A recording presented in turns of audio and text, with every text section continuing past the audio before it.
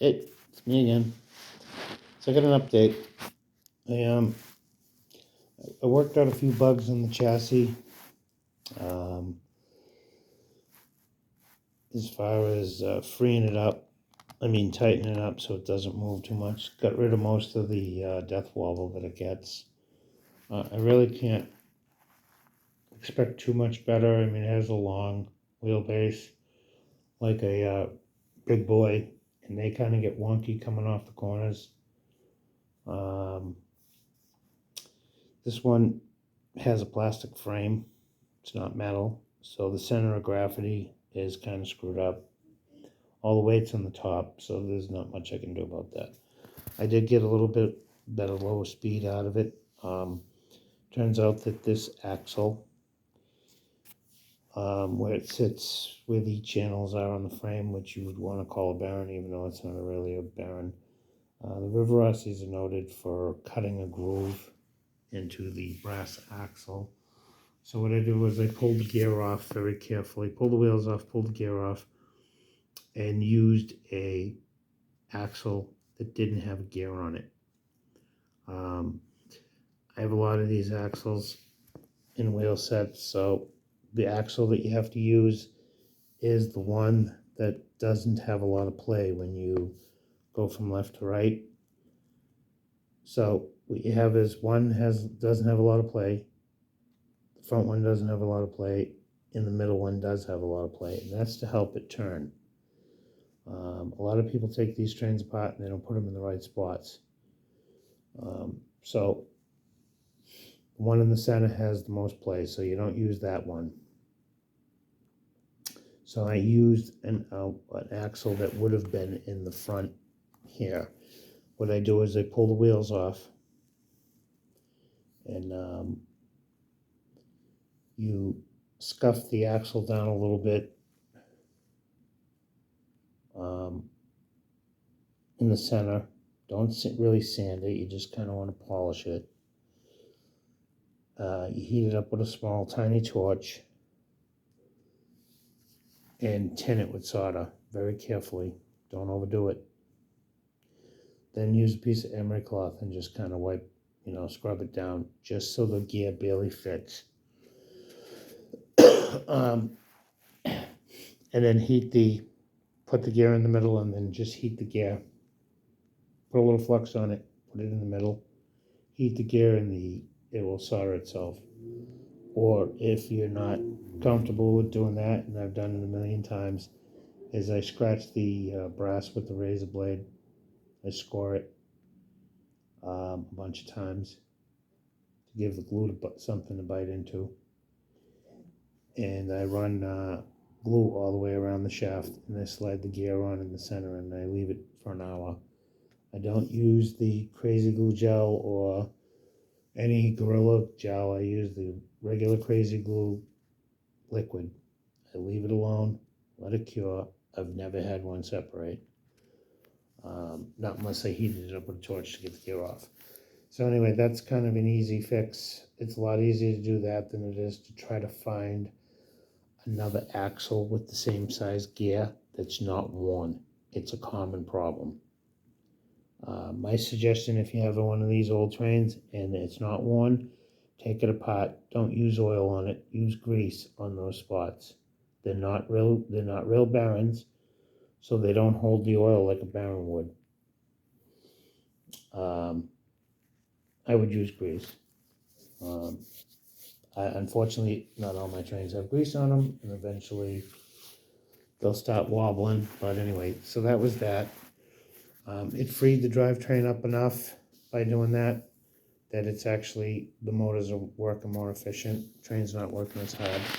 I also fixed these rods, got them right in the right spot by taking this off, using parts that had the hole in it, soldered it back together, and just used the wire from like a diode and run it through it twice and then bend it, and it holds. I didn't want to take the whole damn thing apart, cut it, extend it, and then solder it. So I only removed that. I took the easy way out. Now, once I scuff it down and paint it with silver paint, it'll be fine. Nobody will know nothing. So obviously I did all of them. So the piece, whatever this thing is, it sits in the piston, sits in the right spot. So anyway, we'll just take it for a quick ride here. It does run a little bit better. Sometimes the drivetrain does get caught up a little bit, and you got to give it a little bit more juice. That's at 4 volts, and it's pulling, I don't know, 10 cars. So I'm pretty happy with it, considering it's parts from a 45-year-old train to build this. It runs pretty good. The slow speed could be better, but I can't expect too much.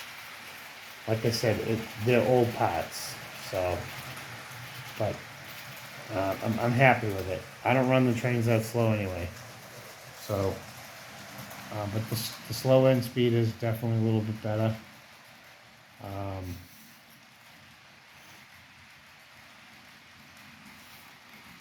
A lot more consistent, a lot less chugging at a slow speed. Like I said, it does get wonky in the corners, but the death wobble is not nearly as bad as it was yesterday.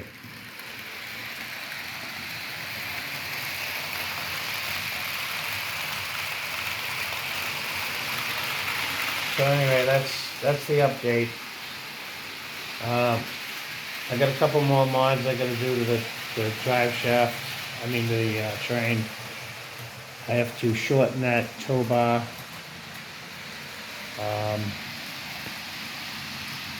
I call it a tow bar. What the hell is it called? I can't remember the name of it. I'm just too tired. But anyway, the bar in the back needs to be shortened. And the shell needs to be finished. It's far from done. The whole front end, the whole pilot, I have to completely scratch build the pilot for this thing. And I don't know what I'm gonna do for a tender. The train is about 1/8 of an inch taller than what it really should be, and it's longer than what a regular Allegheny would be. This thing is really long. It's 3/4 of an inch shy from being the length of a big boy. Let's see, we'll get one right here. I'll show you. This is my Athens Genesis big boy that I never run.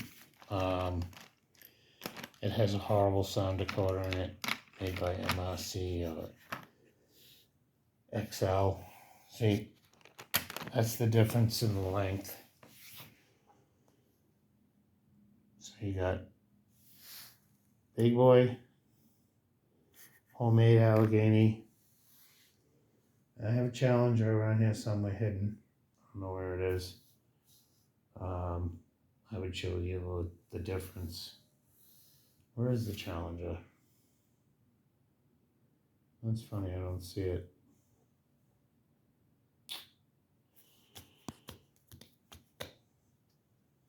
I don't know where it is.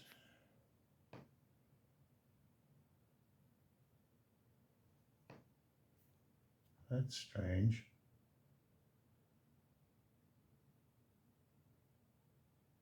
Anyway, this is an inch bigger than a Challenger and an inch shorter than a big boy. So anyway, I don't know what I'm going to do with it for a tender yet.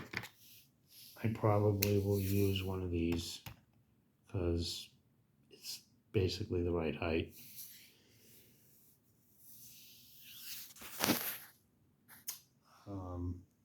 And that's it. If you have any ideas, comments, please leave a comment. Thank you very much for watching and have a great evening.